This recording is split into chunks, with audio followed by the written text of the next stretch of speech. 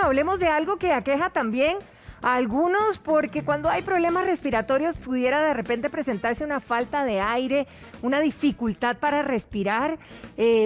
Diferentes situaciones pueden causar esto, pero ¿cuándo una situación de esta nos puede alertar de otra cosa?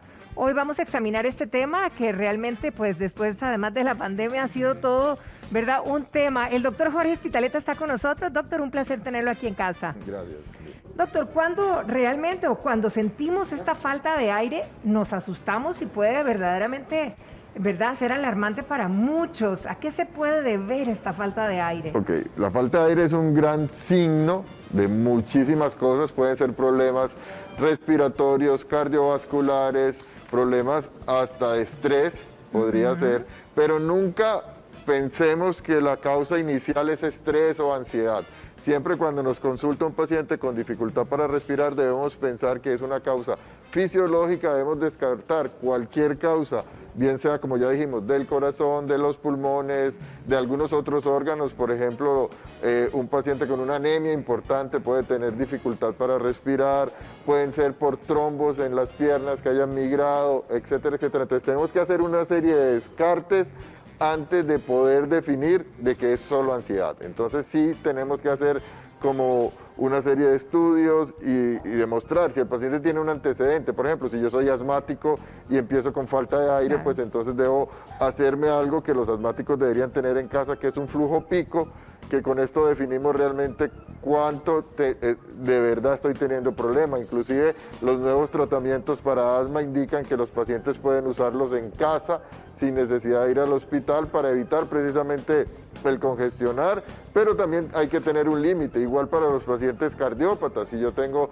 dolor en el pecho, falta de aire, algunos de los tratamientos que utilizamos les decimos a los pacientes, usted puede usarlo 3 veces. Si después de 3 veces no ha mejorado su sintomatología, debe consultar inmediatamente porque podría ser algo mucho más grave. Vamos examinando quizá cada uno de los órganos. Por ejemplo, si proviene el tema del pulmón, ¿verdad? ¿Qué es lo que estaría pasando y por qué? Ok, el pulmón básicamente lo que tiene son unos saquitos donde entra el aire y ahí se realiza el intercambio con los vasos sanguíneos para oxigenar la sangre, que es lo que necesitamos. Entonces podemos tener problemas porque entre el aire, por ejemplo. Entonces cuando no nos entra suficiente cantidad de oxígeno, puede ser simplemente porque estamos en un sitio muy alto, a mayor altura, sí, menor concentración de oxígeno. Entonces puede ser que no dispongamos de la suficiente cantidad de oxígeno. Pero puede ser que sí tengamos esa cantidad de oxígeno, pero cuando pasa a través de las tubuladuras que llevan el aire a estas bolsitas, las tubuladuras estén cerradas, como en una reacción alérgica. Por ejemplo, que se cierran en la fase inspiratoria, diferente al asma, que ahora lo vamos a decir.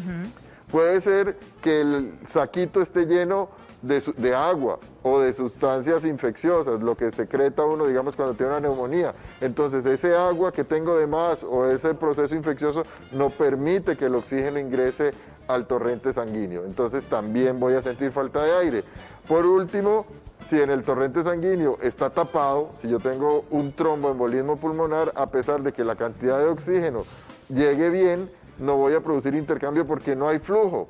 Entonces también voy a sentir falta de aire. Y cuando ya voy a botar el aire que ya expiré, si se cierran los bronquios, voy a tener atrapamiento de esas sustancias que yo tengo que exhalar, como en el asma o en el EPOC, y entonces también voy a sentir falta de aire. Entonces realmente es un conjunto de patologías que uno no puede definir simplemente porque el paciente me diga tengo falta de aire, a cuál corresponde y si es pulmonar o extrapulmonar inclusive. Ahora, por ejemplo, gente que es muy sedentaria, ¿verdad? Y de repente, bueno, se mueve, empieza a caminar o a hacer algo, un ejercicio diferente hasta el oficio de la casa y le falta tremenda, pero literal y real que le falta el aire. ¿Esto se puede dar de esa manera? Claro que sí, o sea, el corazón tiene un ritmo y una constante más o menos regular y se va acostumbrando a las situaciones. Por eso es que le decimos a la gente que no sea sedentaria, que haga un poco de ejercicio regularmente, porque el corazón se va acostumbrando.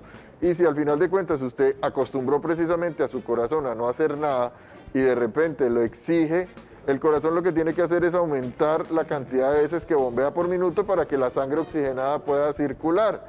Entonces, ¿qué pasa? Si yo aumenté súbitamente por un ejercicio que no hacía de previo la cantidad de necesito aumentar la cantidad de latidos que tiene, mi corazón no lo puede hacer. Entonces, como no tengo el entrenamiento para hacerlo, voy a empezar a sentir esa falta de aire, que es lo que me está diciendo, es que mi corazón no está logrando botar la cantidad de sangre oxigenada que necesita mi cuerpo. Ahora, el hecho de que estemos obesos, ¿es natural que nos falte el aire, el hecho de estar más gorditos? Sí, sobre todo cuando uno tiene, y la obesidad más importante es esa obesidad abdominal, porque al final de cuentas muchos del contenido abdominal empieza a subir. Nosotros tenemos un músculo que divide el tórax del abdomen, que se llama diafragma, entonces muchos del contenido abdominal puede empezar a subir, sobre todo si estamos acostados o en una posición un poco incómoda, entonces esto nos va a ir restringiendo la cantidad de espacio que tiene el pulmón para expandirse cuando tomamos aire. Claro. Entonces, si yo restringo la cantidad, la capacidad de mi pulmón, voy a sentir falta de aire, voy a tener que respirar más veces poquitito, entonces voy a tener esa sensación de falta de aire. Entonces la obesidad, evidentemente, solo por restricción, pero también viene por la inactividad. Cuando yo le exijo, cuando una persona muy obesa, por ejemplo, quiere empezar a hacer ejercicio, lo ideal es que no empiece a hacer ejercicio de alto impacto, claro, fuerte, porque tengo que reacondicionar precisamente a mi corazón a que vaya haciendo poquitos esfuerzos paulatinamente, y por eso es que se recomienda cuando vamos a iniciar un programa de ejercicios, porque queremos bajar de peso, porque queremos estar en mejor forma, que nos hagamos estudios para definir cuánto podemos hacer ejercicio. Y de hecho, pues ahora muchas de las aplicaciones, muchos de los relojes que utilizamos nos dicen la frecuencia cardíaca, y esto va a ser un número muy importante que nos va a decir hasta cuándo puede llegar mi frecuencia sin correr riesgo. Entonces eso es muy importante que lo tengamos en mente cuando empezamos un plan de ejercicio. Ahora, doctor, tenemos un nivel de alergias en este país altísimo, ¿verdad? El hecho de estar con alergias, a veces hay gente que registra que les falta el aire. ¿Esto a qué se debe?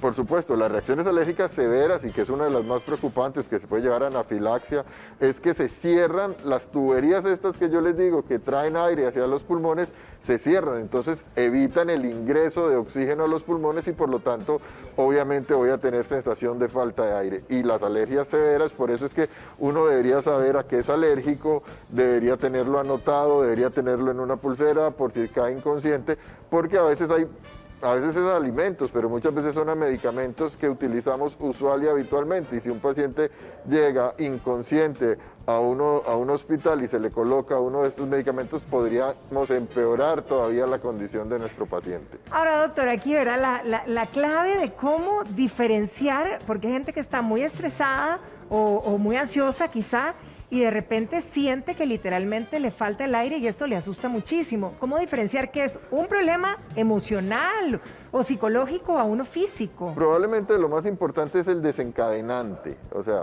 cuando yo tengo una situación de estrés, sé que estoy bajo mucha presión, pequeños estímulos pueden llegar a que yo sienta esa sensación, valga la redundancia, sensación de falta de aire. Entonces, al final de cuentas, lo que va a depender es qué detonó mi falta de aire, qué detonó mi sintomatología. Entonces, con base en esto, uno podría definir.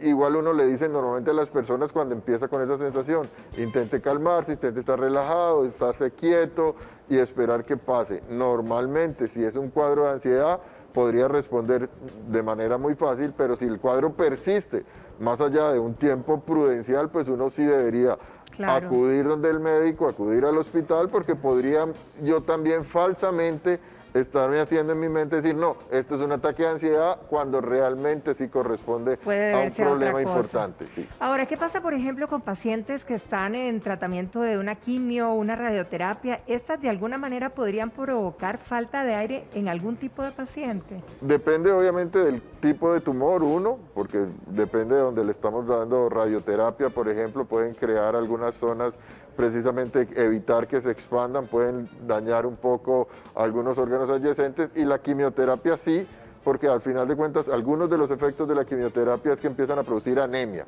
Anemia es que bajan los glóbulos rojos. Los glóbulos rojos son como los vagoncitos que llevan el oxígeno al resto del organismo. Si yo tengo un tren que tiene 100 vagones y de un momento a otro tengo un tren que tiene 50 vagones, me va a faltar el aire, porque la cantidad de vagones, necesito que dé más vueltas el trencito para llevar oxígeno, entonces voy a tener sensación de falta de aire. Entonces, la anemia que producen algunas de las quimioterapias o algunos de los cánceres propiamente dichos, podría llevar a falta de aire precisamente. Ahora, doctor, que vemos esa pantalla y que examinemos el corazón. ¿El corazón puede propiciar alguna situación que nos falte el aire? Por supuesto, y de hecho es una de las causas más importantes y dependerá probablemente de qué lesión estoy teniendo. Hay unas lesiones del corazón que lo que hacen es que no permite que la sangre pase a través de él. La sangre regresa por estos vasos que pintamos como azules, realmente no son azules, que son venosos, y pasa por el corazón derecho. El corazón derecho lo impulsa para que llegue a los pulmones y en los pulmones es donde va a tener la oxigenación. Entonces, si mi corazón derecho, por llamarlo de alguna manera, está disfuncionando, voy a hacer que la sangre no llegue aquí y se puede dar hipertrofia de este corazón derecho y evitar, digamos, oxigenación. De igual manera, si mi corazón izquierdo empieza a funcionar mal porque las arterias, y esto es cuando nos dan los infartos y estas otras cosas, las arterias no están llevando con suficiente cantidad de oxígeno al propio músculo, porque el corazón al final de cuentas es un músculo como cualquier otro, un poquito más especializado, pero un músculo. Claro. Entonces empieza a disfuncionar ese músculo y voy a tener mucho más líquido en los pulmones, se me van a llenar de agua los pulmones y esto obviamente los saquitos que hablábamos, que eran los alvéolos, se van a llenar de agua y van a evitar que se oxigene la sangre que pasa por él. ¿Signos específicos que puedan avisarnos o alertarnos de esto, doctor? Ok, si es corazón izquierdo, por llamarlo el más frecuente, o disfunción del ventrículo izquierdo y los infartos, que es probablemente uno de los temas más preocupantes, obviamente el dolor torácico, el dolor que llamamos que es retroesternal, que es detrás del esternón, que se va normalmente como al confundir hombro. Con un infarto, literalmente. Sí, de hecho es como si fuera un infarto. La falta esta de oxigenación de las arterias, lo que produce al final del tiempo es un infarto, que es un pedacito del corazón que termina muriéndose. Exactamente. Entonces, precisamente el dolor de pecho, el no tolerar los ejercicios, si yo empiezo a caminar, por ejemplo, y me empieza a faltar el aire, y descanso, y vuelvo a empezar a caminar, y exactamente en el mismo periodo de tiempo, o sea, yo camino 5 minutos y me empieza a faltar el aire, descanso, me siento, descanso 10 minutos, estoy perfecto, vuelvo y camino 5 minutos, y me vuelvo a tener esa sensación de falta de aire, es uno de los indicativos de que probablemente algunas de nuestras arterias del corazón están sufriendo un problema y que debo hacerme revisar, porque es un patrón de que como aumento la necesidad de oxígeno, con el reposo vuelve a bajar, apenas vuelvo a aumentarla porque camino otra vez 5 minutos, me vuelve a aumentar y me vuelve a doler, entonces tenemos que hacer esto. Ahora, esto puede suceder sin dar ninguna alarma, el corazón puede estar teniendo problemas y no manifestarse. Sí, de hecho un porcentaje importante de lo que llamamos síndrome coronario agudo es la muerte súbita, un porcentaje no despreciable de pacientes, su primera manifestación de un problema cardiovascular es que hacen una arritmia fatal que llamamos muerte súbita. Muchos de estos salen con algunos de los aditamentos que tenemos ahora, desfibriladores en las ambulancias, desfibrilación mucho más temprana, pero la muerte súbita sigue siendo un 30% probablemente de manifestaciones de síndrome coronario agudo, y esto precisamente usted está sano y piensa que está sano, cae y documentamos que tiene un trastorno del ritmo mayor que se debe a un problema cardiovascular. Doctor, usted tiene un paciente, ¿verdad?, por aquí que nos va a ayudar a ilustrar precisamente en situaciones como estas, ¿verdad? Uno debería de hacer algo, es decir, ¿cómo reaccionar si alguien o algún paciente está con esa sensación? Lo más importante es el reposo, o sea, ponerlo en una posición cómoda, aflojar la ropa, si tiene cinturón, si tiene corbata, aflojarlo, probablemente ponerlo en una posición un poco más inclinada, como una cuña, precisamente acá, que quede, porque de esta manera el músculo que les decía que está acá podemos hacer que descienda un poco y que su proceso respiratorio sea mucho más sencillo. Entonces, sí, evitar que tenga cosas apretadas, que esté completamente en reposo, y probablemente ponerle una cuña debería ser la posición más adecuada mientras esperamos ayuda. Ahora, mucha gente siente, ¿verdad? Sobre todo si hay falta de aire o todo esto, entonces empezamos a ventilar. ¿Eso es bueno o no es recomendable? No mejora absolutamente nada y Es a pura veces, idea nuestra, exactamente, básicamente. Dejémoslo libre, que no haya mucha gente más bien encima de la persona, que respire, podemos abrir una ventana si estamos en un sitio cerrado para que circule más el aire, pero realmente el problema no es que no esté inspirando aire la persona, sino que internamente no se está oxigenando lo que se tiene que oxigenar, entonces tiene que empezar a estabilizarse algo interno para precisamente poder mejorar esa sensación de falta de aire, más allá de que yo le ponga más Un aire. abanico, No muchísimo tiene, aire. exactamente. Ahora, doctor, si fuera yo el paciente, digamos, ¿cómo puedo ayudarme o qué hacer, verdad? Si estoy con con estas síntomas y estoy sola a lo mejor. Ok, bueno, algunas de las recomendaciones, y esto pues hay bastante discusión en algunos artículos, si uno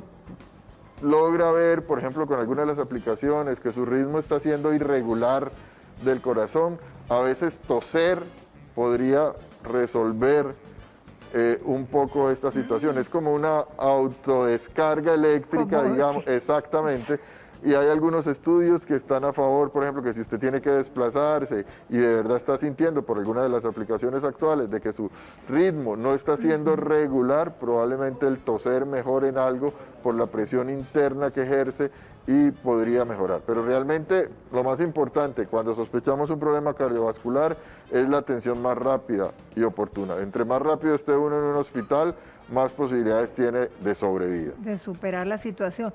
Doctor, solo para antes de irnos, una pregunta. El oxímetro que se volvió parte de verdad fundamental en muchos de nuestros hogares, pero también a veces asusta. ¿Cuál es el promedio de lo que deberíamos de tener de oxigenación naturalmente? Cualquier persona por arriba del 92% tenemos que estar tranquilos. Hay pacientes con patologías específicas que toleramos menos oxigenación, como con los que hablé, por ejemplo, los pacientes con EPOC, que ya sabemos que son un EPOC, que tienen su problema y que están en control. Probablemente en estos pacientes toleramos oxigenaciones un poco más bajas. Pero, digamos, de 92 para arriba en general, todo está bien. No hay que tener 100 para que no se preocupe, Exacto. ni hay que tener 98. Si usted tiene 92, 93, Vamos está bien. perfectamente bien, porque realmente lo que se ocupa de oxígeno para que llegue a las células es tampoco de ese porcentaje que con ese número llegamos Estamos bien a bien. oxigenar las células. Excelente.